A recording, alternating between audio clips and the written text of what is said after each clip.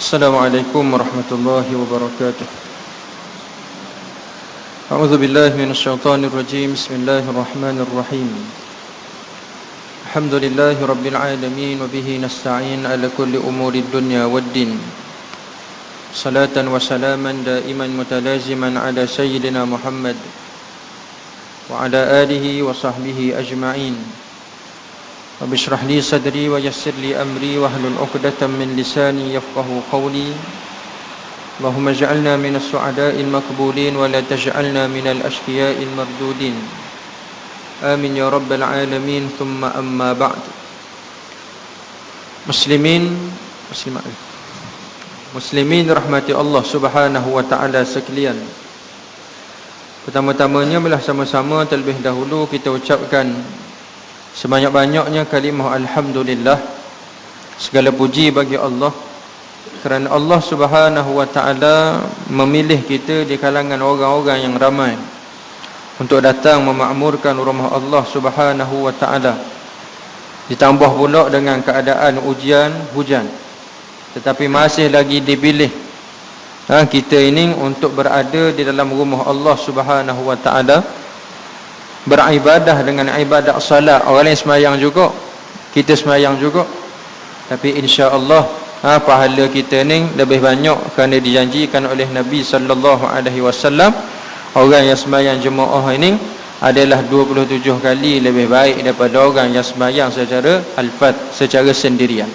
Maka mudah-mudahan apa yang Nabi sallallahu alaihi wasallam janjikan kepada kita itu semuanya diberikan kepada kita insya-Allah. Muslimin rahmati Allah Subhanahu wa taala sekalian. Ini pertama kalilah sejak surah ni lalu sama dah nitah comel surah ni kata daripada dulu. Masuk dalam comel sungguh. Alhamdulillah lah, mudah-mudahan muslimin sekalian termasuk di kalangan orang-orang yang memakmurkan rumah Allah. Kerana orang yang memakmurkan rumah Allah ni, Allah Subhanahu wa taala gelarkan mereka ni sebagai orang yang beriman sungguh pada Allah taala. Ciri orang yang beriman di antaranya dia apa? Dia memakmurkan rumah Allah. Memakmurkan rumah Allah dengan cara kata kita semayang, adakan majlis ilmu, kita duduk dalam majlis ilmu, ataupun adakan apa-apa sahaja, kita kata kelas pengajian ke, kelas tuition sekalipun, duduk dalam rumah Allah Ta'ala, tetap juga dikira sebagai orang yang memakmurkan rumah Allah Subhanahu wa ta'ala. Baik, jadi malam ni nak berkongsi lah pada muslimin sekalian. Saya lama dah duduk gini ni, kuliah ni. Seronok juga ni. Biasa-biasa juga dah atas kursi. Tak apa. Baik.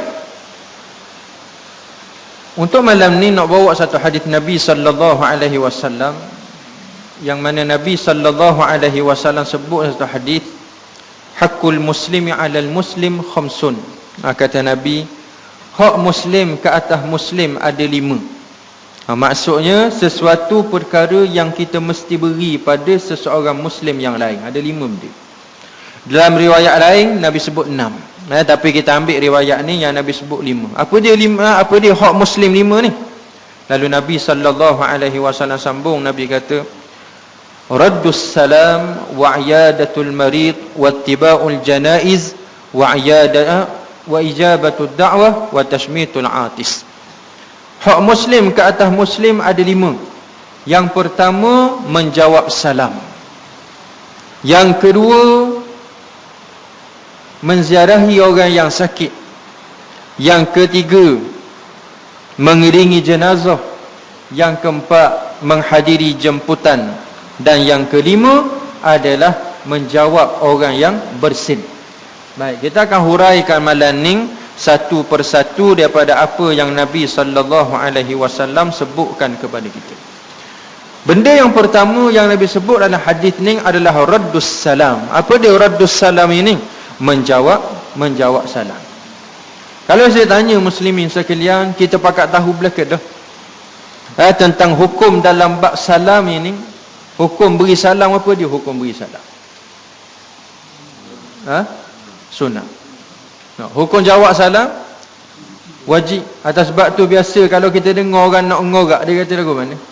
Dia beri salam, lepas dia tukar dia kata tak jawab dosa, dia kata. Mungkin pernah guna kot. Dia beri salam kau apa, Assalamualaikum. Tak jawab dosa dia. Betul, memang tak jawab dosa. Sebab apa? Kerana hukum menjawab salam itu adalah wajib. Tetapi di sana ada pengecualian, boleh bagi orang puang ni tak boleh jawab. Ataupun jawab sekadar dia saja hak dengar. Adapun lelaki hak beri salam pada dia tu tak dengar pun tak apa. Bila mana berlaku takut-takut timbul fitnah. Kan kalau aku jawab kan dia perasan siapa tak boleh nak tidur balik kayak gini. Maka tak perlu nak jawab. Ataupun jawab sekadar hanya pada telinga perempuan tu saja yang mendengar. Baik, kita tambahlah tu. Baik. Lalu dalam bab salam ini, hukum memberi itu sunat, menjawab itu wajib. Tapi dalam perkara sunat dan wajib ini, kalau kita belajar dalam bab semayang pun, di antara solat fardu dengan solat sunat, hak mana yang Allah Ta'ala lebih suka? Di antara solat wajib dengan solat sunat. Semestinya kita akan jawab, solat wajib 5 waktu sehari dan semalam. Dan hak tu memang keperluan, memang kewajipan, kefarduan, perlu kita buat. Bila mana kita tak semayang wajib 5 waktu saya semalam, semayang sunat duha tak tinggal. Zuhur, asar, garik, isya, subuh tak aja sembahyang. Tapi bab duha kat hal sunat dia buat sangat.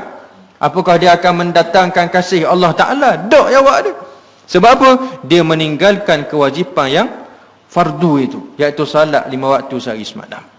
Maka dalam bab salam, dia antara hak sunat dengan hak wajib, Allah Ta'ala menyukai hak sunat tu tadi.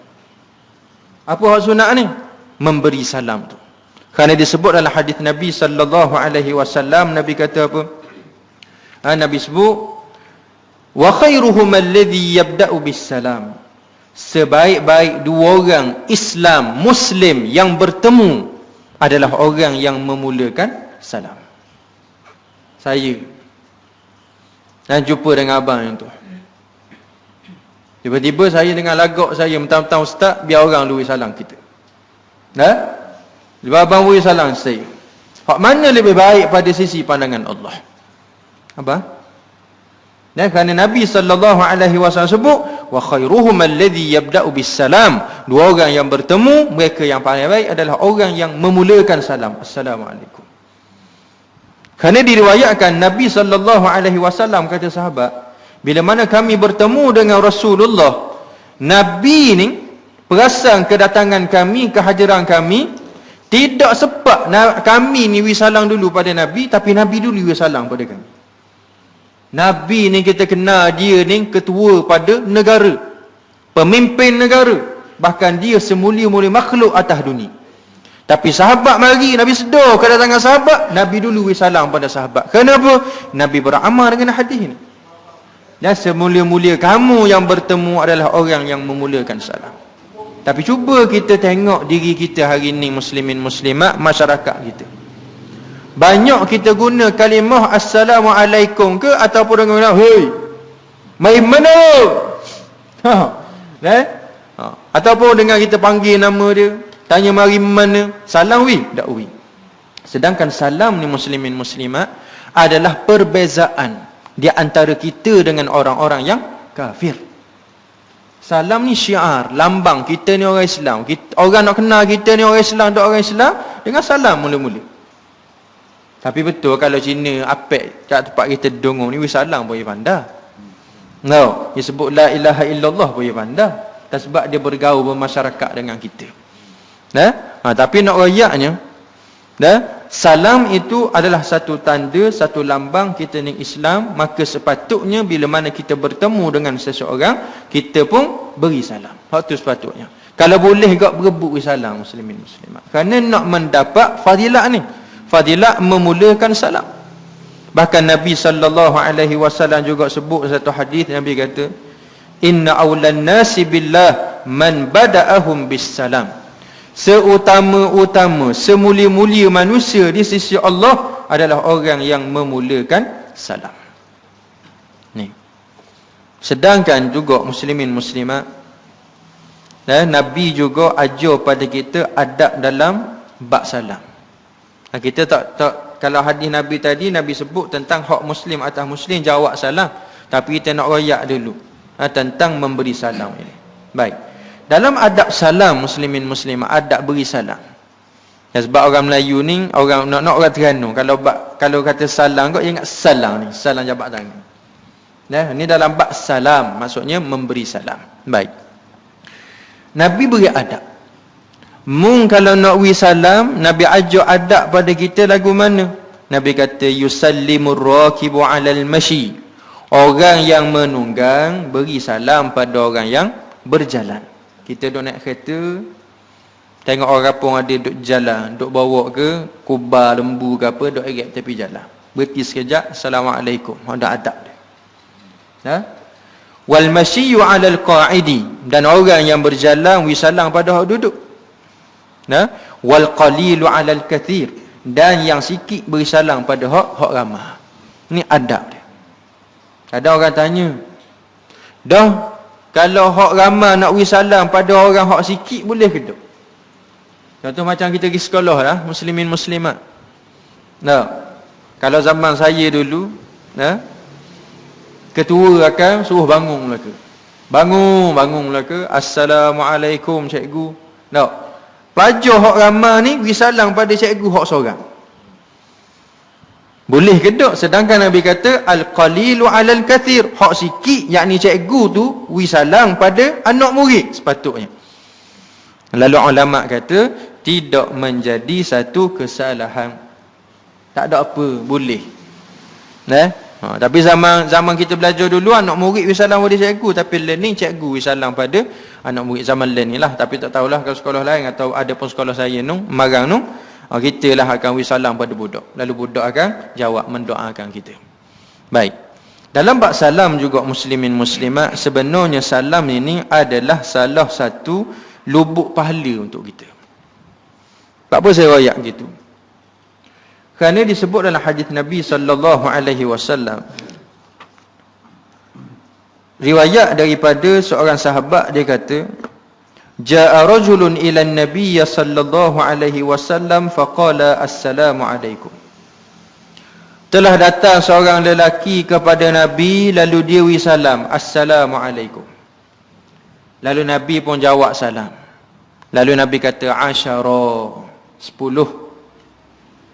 Lalu thumma jaa akhar, kemudian datang seorang lagi lelaki lain, beri salam, assalamualaikum warahmatullahi. Nabi pun jawab asyruna, 20. Datang pula lelaki seorang lagi, beri salam pada Nabi, assalamualaikum warahmatullahi wabarakatuh. Lalu Nabi pun jawab thalathuna, 30. Kenapa 10, 20, 30 ni? Qadar pahala muslimin muslimat. Makin panjang salam yang kita beri pada orang, makin banyak pahala kita. Kalau sekadar kita beri salam assalamualaikum, 10 pahala. Assalamualaikum warahmatullahi, 20 pahala. Assalamualaikum warahmatullahi wabarakatuh, hak ni paling panjang. Maka kata Nabi 30. Maka sebab tu saya sebut tadi, memberi salam adalah lubuk pahala untuk kita. Jumpa orang beri salam, jumpa orang beri salam. Tapi jangan siapa pasal tu, siapa-siapa tepuh dengan kita beri salam belaka. Gila ke benda orang ni kata. Bagi pasal, bagi tengah ramai orang ni ada juga perkara dah ajak ulama. Kalau pergi pasal jangan habis semua orang kita beri salam belaka. Tak kena, tak boleh nak beli kita. Dah maka lagu mana nak buat ni? Masuk pasal, pilihlah mana-mana kedai ataupun kita pergilah mana-mana orang. Kita pun beri salam ke dia, assalamualaikum. Maka itu sudah memadai, mewakili orang hak ramai dalam surau kita, dalam pasal. Kerana salam ni bukan syarat beri salam pada orang kenal. Bahkan lebih digalakkan memberi salam pada orang yang kita tak kenal. Tapi macam saya sebut tadi, kadang-kadang kita dengan orang hak kenal, kita bagi siapa dulu nak beri salam. Lah pakak tak beri salam belaka. Mau pun tak beri, kita pun tak beri dia. Akhirnya terlepas fadilat memberi salam tu tadi. Rugi. Sangat rugi muslimin muslimat. Dan makanya di sana, dalam perkara salam ini, perlu sangat untuk kita ni amalkan dalam keluarga kita, dalam masyarakat kita, dalam kampung kita, dengan sahabat handai kita dan sebagainya. Kalau pergi minum kedai kopi sekalipun, sebelum duduk beri salam dulu. Sebelum nak balik pun wi salam dulu. Kenapa? Inilah yang diajar oleh Nabi sallallahu alaihi wasallam, muslimin muslimat. Dan disebutkan juga pada kita, dan saya nak kongsikan malam ni, ada juga sesetengah keadaan yang makruh untuk kita ni memberi salam. Contoh, bila mana kita tahu seseorang tu tengah kecing, tengah berak, kita pun wi salam pada dia, maka makruh hukum dia. Dan ada orang yang berak, orang hak kecing tu pun tak wajib untuk jawab salam dia. Walaupun malam ni kita belajar jawab salam tu wajib, tapi tengah kita berak, tengah kita kecing tu siapa jawab? Kerana disebutkan satu hari, kata Ibnu Umar, sahabat Nabi, dia kata, anna rajulan, seorang lelaki beri salam pada Nabi sallallahu alaihi wasallam, yang ketika tu wahwa yabulu, yang ketika tu Nabi tengah kecing. Falam yurad alaihi nabi assalam, Nabi tak jawab salam dia. Waktu dalam bab kecing, bab berak, orang wi salam tak payah jawab salam. Jangan buat aling sangat. Kita tengah berak, kawan ni tak tahu kita tengah berak, tengah kecing. Postman kau buat pin tak ada orang jawab. Ai kata kena wi salam maknanya kan rumah ni. Postman pun wi salam. Assalamualaikum. Kita kali pertama tak jawab lagi. Assalamualaikum, tak jawab juga kali kedua. Kali ketiga je wi salam, barulah kita postman hari ni kena gok. Surat penting ni nak siapa ni, kalau aku dak sahut salam kan, tak dak buat, dia lari pula. Kita pun jawab waalaikumsalam. Nah, boleh ke? Tak patut, kerana kita duduk dalam bilik tandah. Bilik air dalam perbahasan hukum fiqh ni, muslimin muslimat, bilik air dengan tandah ni beza sebenarnya. Adapun kita, rumah kita je duduk sama dalam sebuah bilik. Dan sebab tu dalam Al-Adhkar, Al-Imam Nawawi rahimahullahu ta'ala, dia kata apa? Boleh berzikir dalam bilik air. Sebab bilik air tu memang khusus untuk mandi semata-mata. Bukan untuk kecing, bukan untuk berak. Maka boleh untuk berzikir. Adapun kalau duduk dalam tandah, ada makuk tandah dan sebagainya, itu memang tak boleh. Kerana tu tempat najis. Kerana tu rumah setan, memang tak boleh. Jangan duduk baca ayat kursi tengah berak sudah. Tak kena.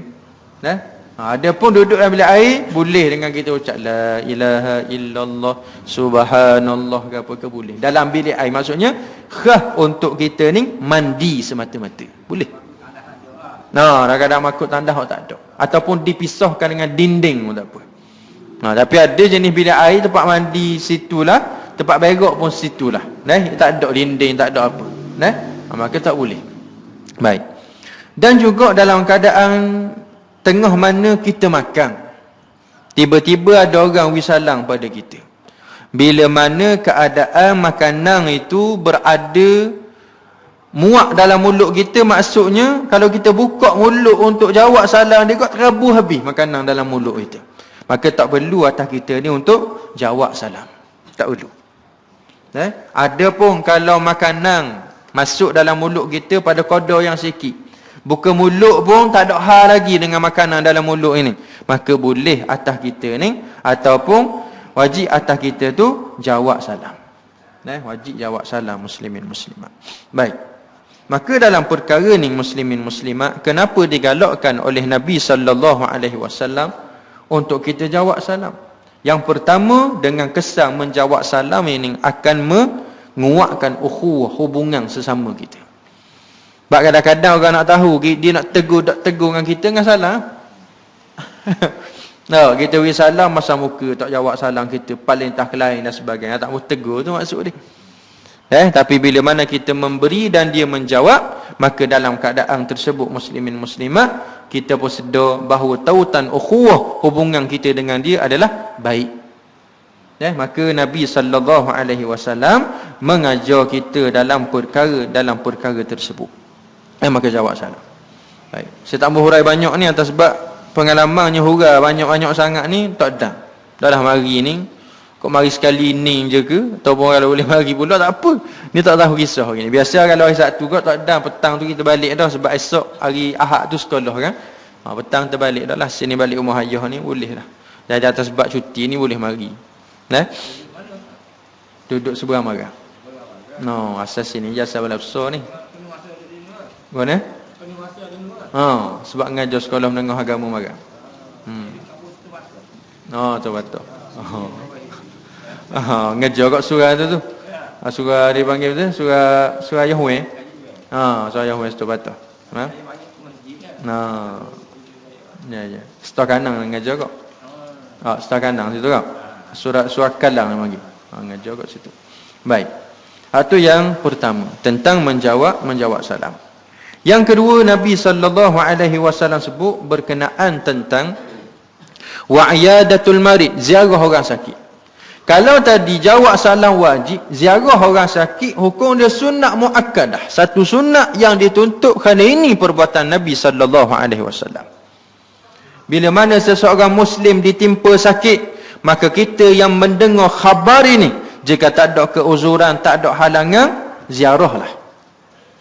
Satu hikmah yang saya nak cerita muslimin muslimat zaman Rasulullah SAW, Nabi ni banyak musuh di kalangan Yahudi. Orang Yahudi musuh dengan Nabi, puak musyrik Mekah musuh dengan Nabi. Kalau di Mekah, puak musyrikin bermusuh dengan Rasulullah. Kalau di Madinah, puak Yahudi yang bermusuh dengan Nabi SAW. Ketika mana Nabi duduk di Madinah, di antara rakyat Nabi selain daripada orang Islam adalah orang Yahudi. Maka satu hari ada di kalangan Yahudi yang sangat membenci Rasulullah. Tapi tiba-tiba ditakdirkan satu hari anak pada orang Yahudi ini sakit.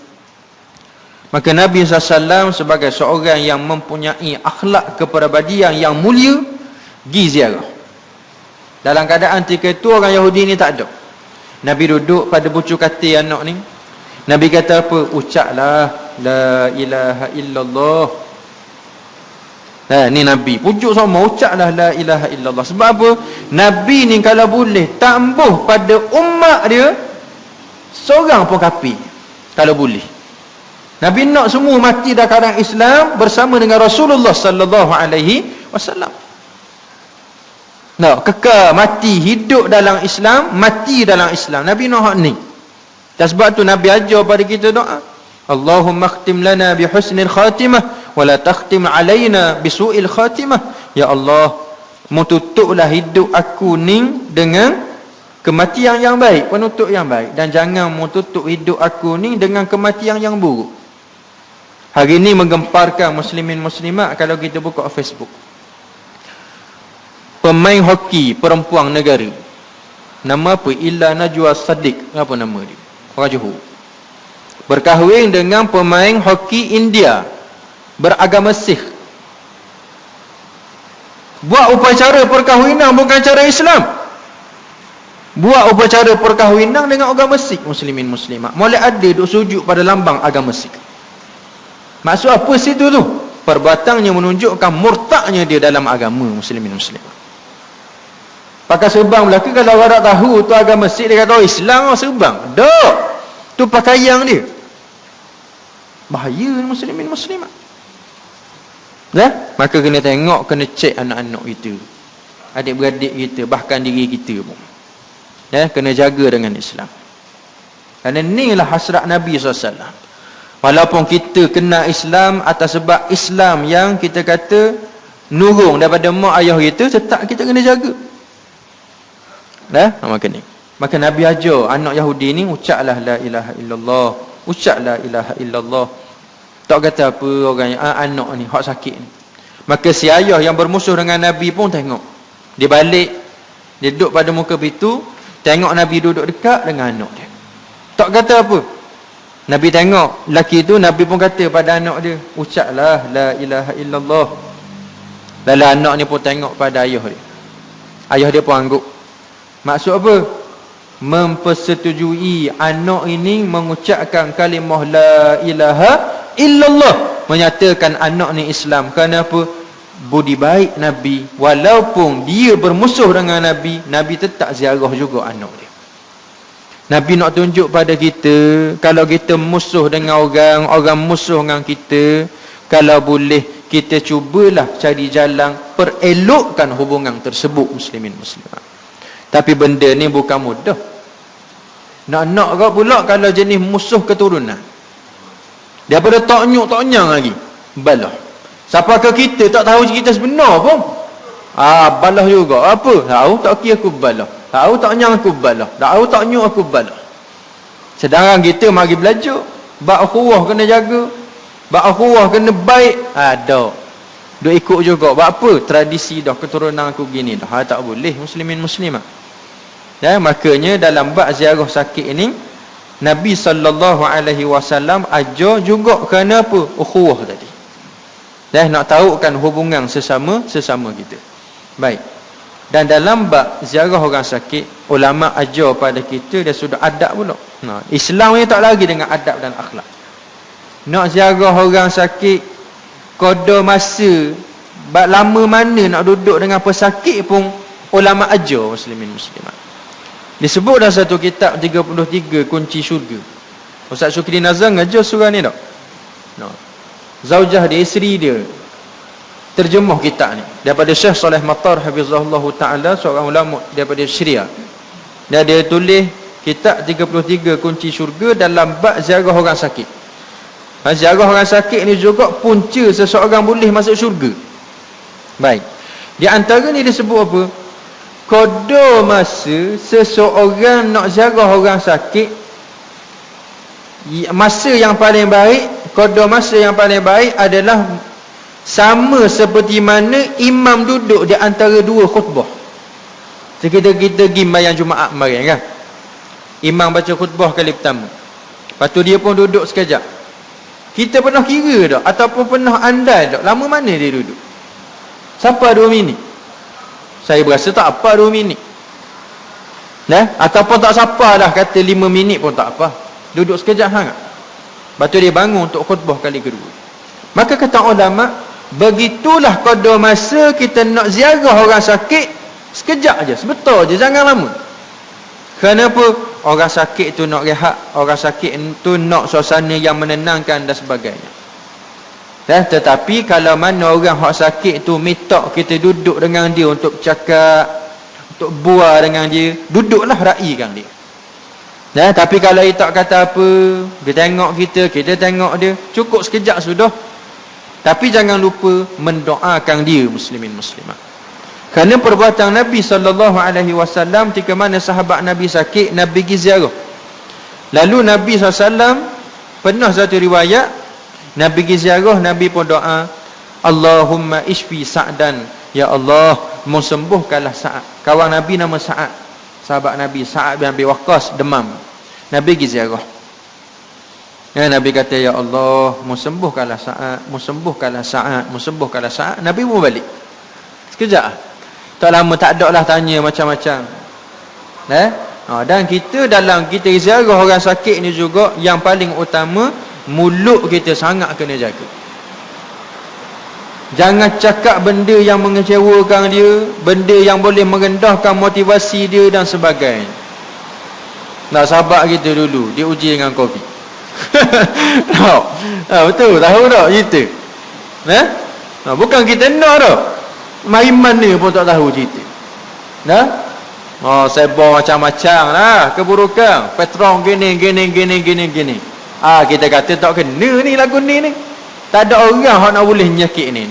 Kita pun cubalah buat status sikit Facebook, letak dalam grup dungung tu, alhamdulillah ramai hak bersetuju. Sebab apa? Bayangkan kalau ke baca kok, saya baca dalam grup dungung tu. Ada orang kecang pun ada dah.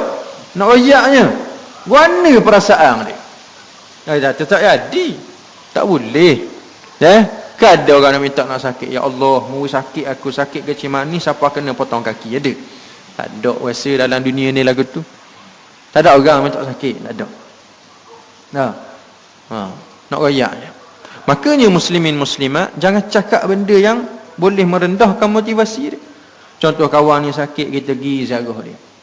Kita pun kata, aku tengok morning super macam kawan aku sakit gini kok. Tapi tak dan sehari 2 berasa mati selalu dah dia. Gitu depan dia. Mana perasaan dia?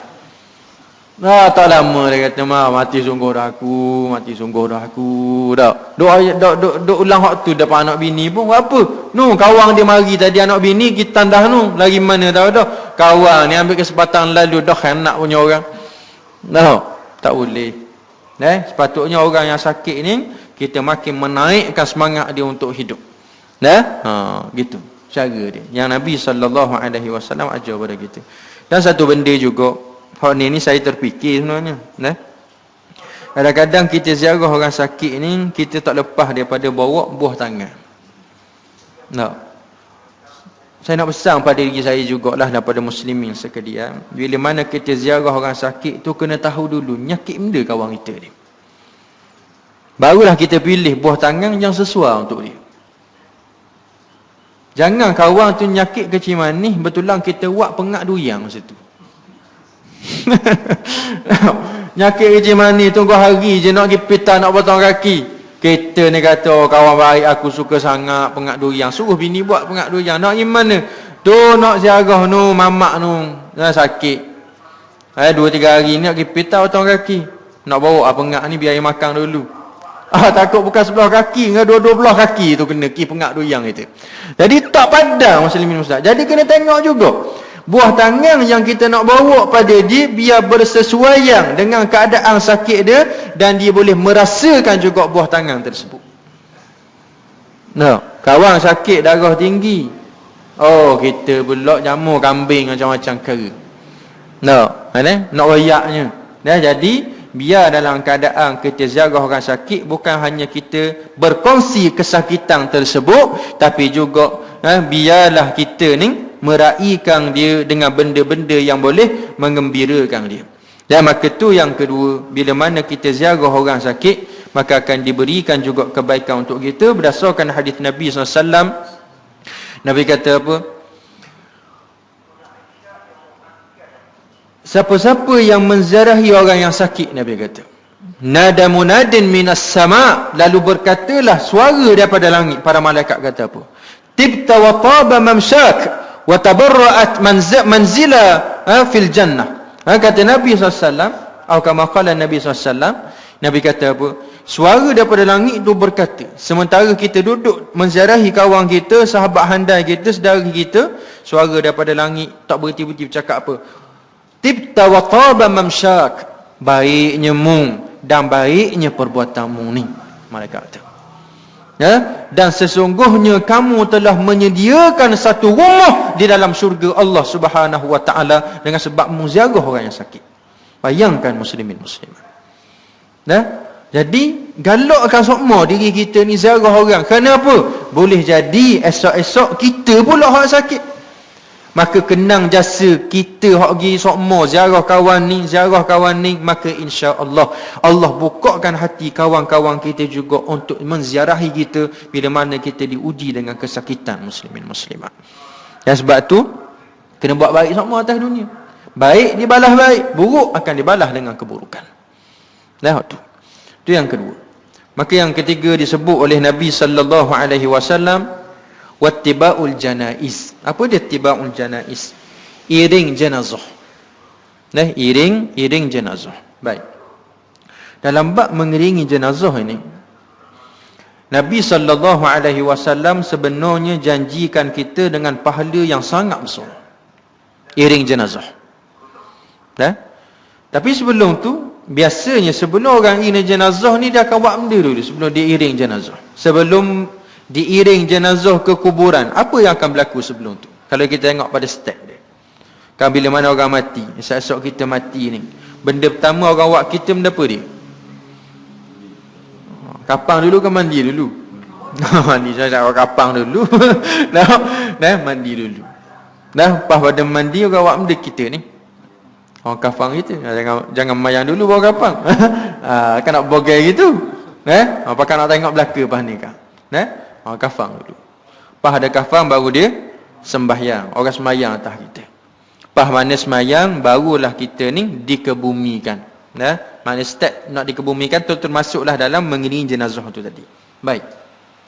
Dalam bab jenazah ini, bila mana matinya kita muslimin muslimat ataupun matinya seorang muslim menjadi satu fardu kifayah atas kita, atas sebahagian orang dalam kampung tu untuk menguruskan jenazah tersebut. Maka kita tak boleh setuh bab mandi, bab kapang, tapi nak rayak dalam bab solat jenazah, Nabi jamin apa? Orang yang sembahyang jenazah atas muslim yang lain, maka diberi padanya pahala sebesar 1 qirat. 1 qirat ni besar mana 1 qirat? 1 qirat ni Nabi kata seseorang yang sembahyang jenazah diberikan padanya pahala sebesar 1 qirat, yakni bernilai ataupun sama besar dengan banjaran gunung Uhud di Madinah Al-Munawwarah. Kalau pernah pergi di Madinah ataupun siapa-siapa pernah pergi umrah, kalau tak pernah pun insya-Allah Allah akan beri rezeki pada kita semua insya-Allah. Kalau pergi ke Madinah, di medan Uhud tempat berlaku peperangan, ada satu banjaran bukit warna merah muslimin muslimat. Ya kokoh pun tak kokoh sangat, merah pun tak merah sangat, di tengah.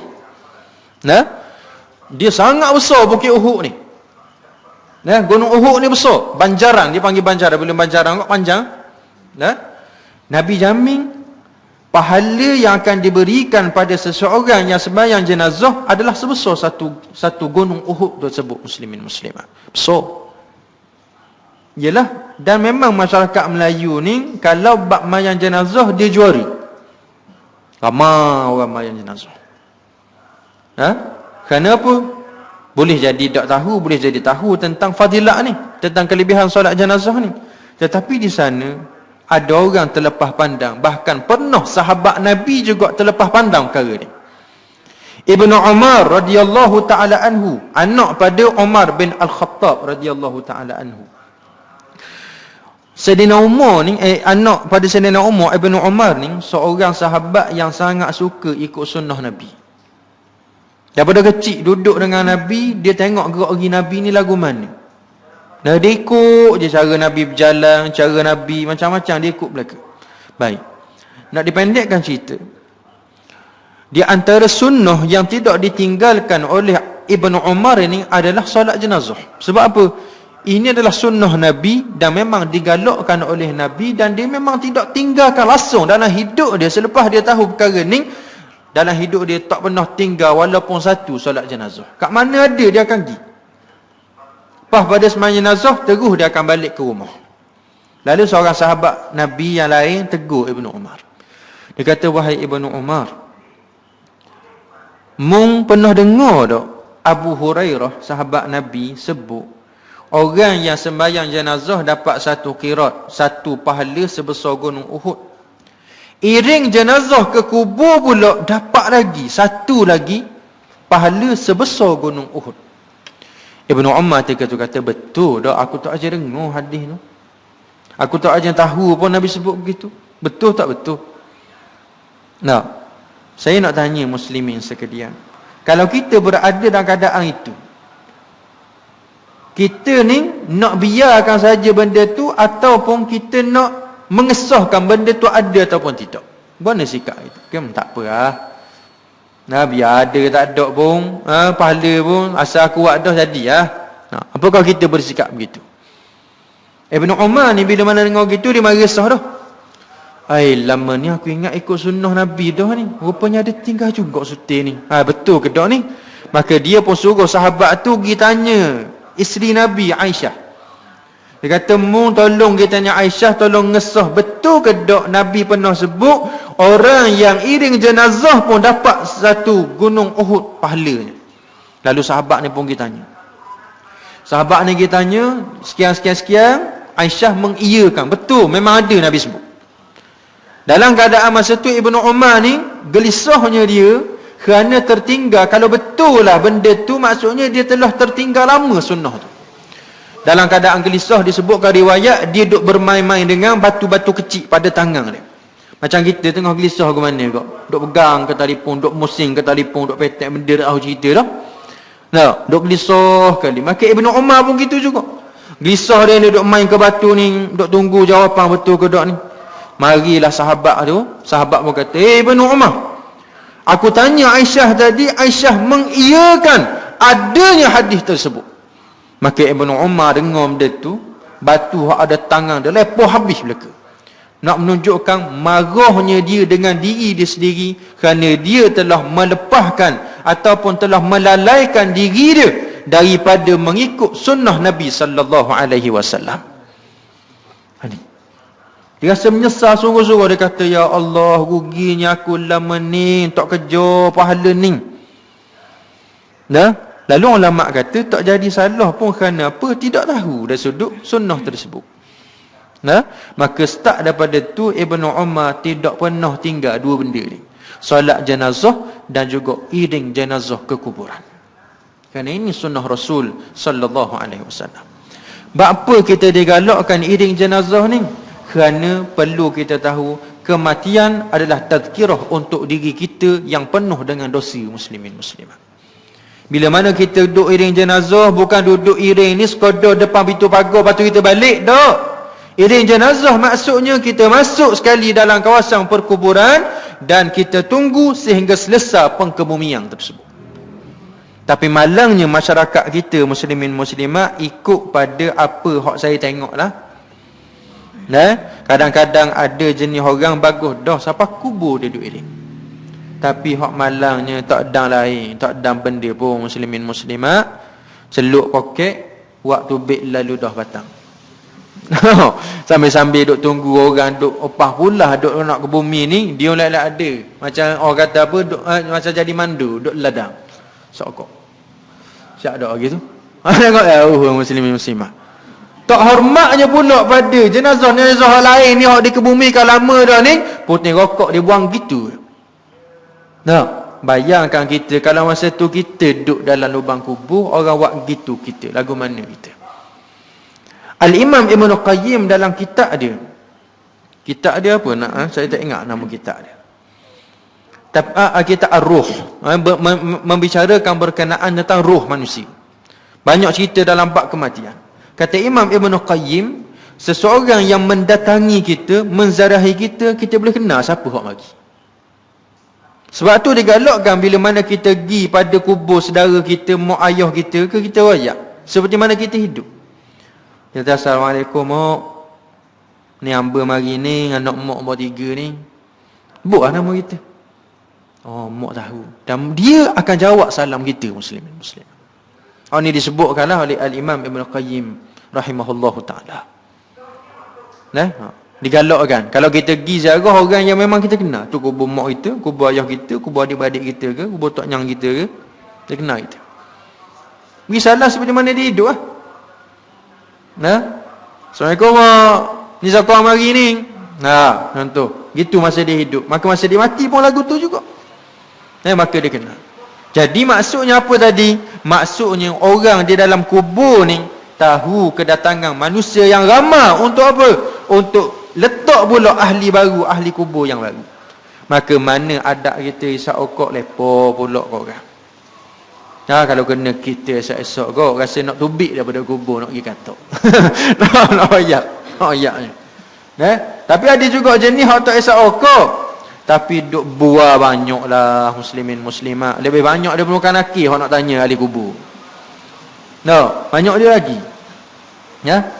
Sembang pula, sembang tu bukan muka serius muslimin muslimat. Muka main, bukan suka, bukan main suka muka. Duk galak akah atas kubur. Duk atas kubur ke? Sedangkan ulama ajar bila mana ada pengkebumian, kita ni biar juga ada sahang kita pada ahli kubur tu, sekurang-kurangnya kita kepal tanah lepo. Maksudnya ada sahang juga, bantu sebagai fardu kifayah kita ni orang yang masih hidup menguruskan jenazah dia walaupun dengan sekepal tanah muslimin muslimat. Tu hak sepatutnya. Jadi jarang iring jenazah. Walaupun kita ni nak ambil cakur dan orang lain dulu, nak ambil tanah, penuh orang duduk depan tanah tu, duduklah dalam keadaan kita ingat esok-esok gini lah aku. Sebab tu Nabi SAW ajar dan suruh kita iring jenazah. Kerana apa? Nak mengingati akan kematian muslimin muslimat. Bukan semata-mata iring tak. Kerana nak ingat aku pun akan beginilah esok. Duduk dalam keadaan tenang, duduk dalam keadaan menganggap hak dikebumikan tu kita, maka insya-Allah datang keinsafan dalam hati. Sebab tu Nabi sebut apa? Cukuplah kematian itu tazkirah untuk kamu, kata Rasulullah. Cukuplah. Tak cakap benda lain pun, tak payah ada kuliah pun tak bedah ni ingat pakai ingat mati belaka. Pakat mayam bang belaka dah kita ni. Tapi kerana lupanya kita dengan kematian, maka sebab itulah kita duk lagu buat kerja macam-macam. Tu. Baik. Seterusnya yang keempat adalah wa ijabatud dakwah. Apa maksud ijabatud dakwah? Menghadiri jemputan. Bila mana orang jemput, jadi sunat muakkad, sunat jadi tuntut atas kita untuk hadir jemputan. Ada orang jemput majlis kahwin ke, ada orang jemput majlis apa saja majlis lah. Kalau tak ada keuzuran, tak ada halangan, maka pergi. Jangan pilih-pilih tempat. Rumah orang kaya baru kita nak pergi, rumah orang biasa-biasa yang pergi. Buat apa? Makanan kau hari pertama sampai hari ke-7. Pacerah mi goreng roti canai, jeput pisang, hak tu kalau rumah orang kaya kau, hari ni nasi arak, esok nasi kandar, esok pula nasi minyak. Nasi belaka dah. Kita pilih-pilih. Sedangkan kata Nabi SAW, Nabi kata apa? Lau du'itu ila qura'in la ajabtu.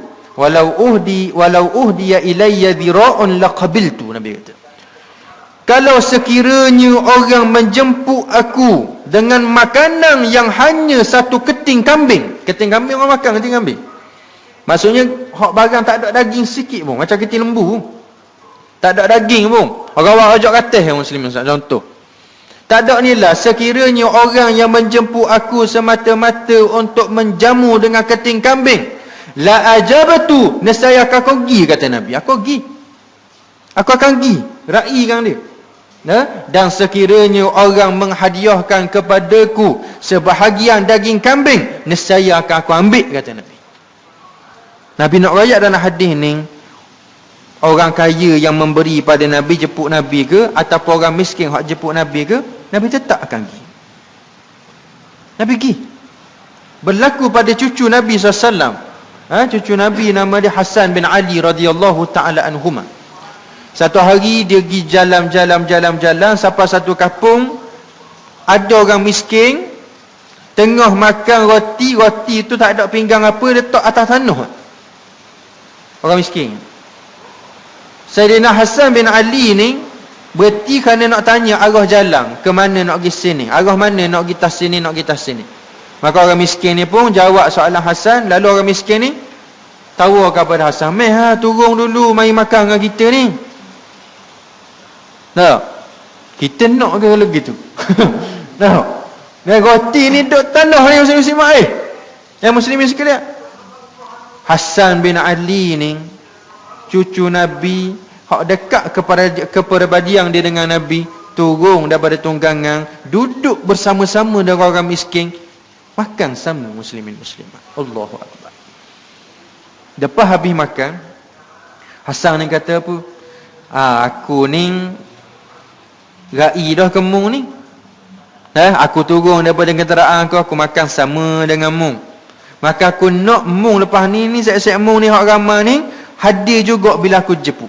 Mu kena mari kata Hasan. Mu kena mari. Maka orang miskin ni kata tak apa, set masa tepat kat mana. Contoh mereka cerita. Lalu jadilah cerita, Hasan pun panggil tepat sekian mu mari pada masa sekian pada hari sekian. Lalu orang miskin ni mari belaka nak makan ni, nak ada jemputan untuk makan. Maka apa yang dibuat oleh Hasan bin Ali? Dia tak ada lah jemput orang miskin, set-set miskin je makan, dia duduk dengan orang kaya. Dok. Hasan bin Ali kerana ning tetamu dia, walaupun miskin, pakaiannya biasa-biasa je, duduk sama dengan orang miskin, meraikan orang yang miskin. Ini Hasan bin Ali radhiyallahu taala anhuma, cucu baginda Rasul sallallahu alaihi wasallam.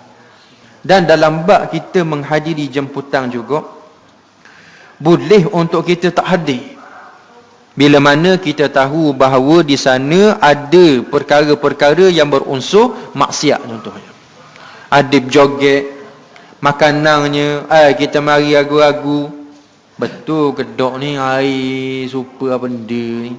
Ataupun kita tahu bahawa orang jemput kita ni bukanlah orang yang dari sudut agamanya kuat.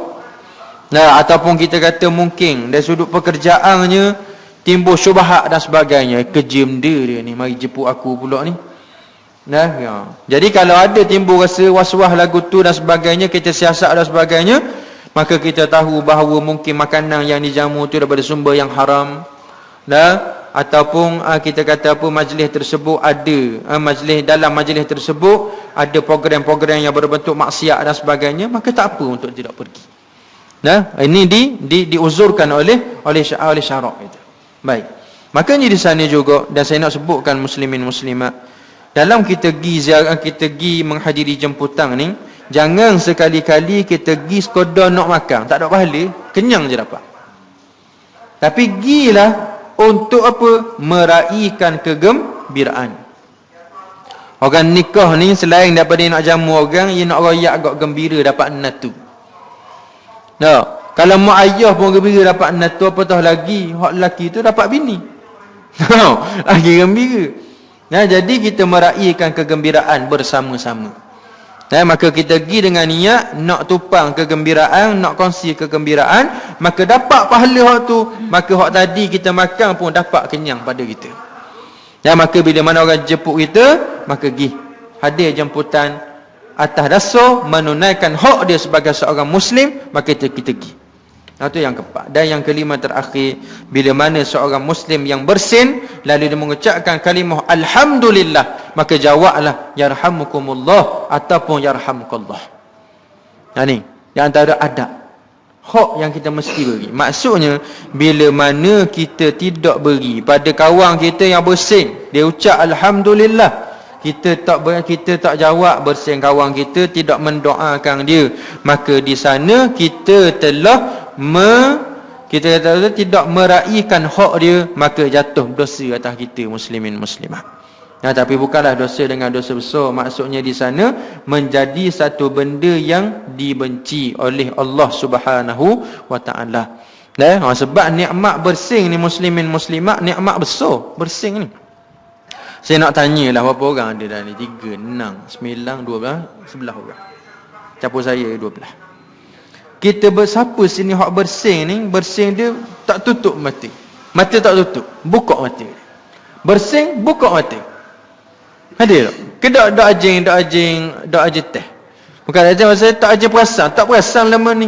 Kalau aku bersing pejam mata ke buka mata.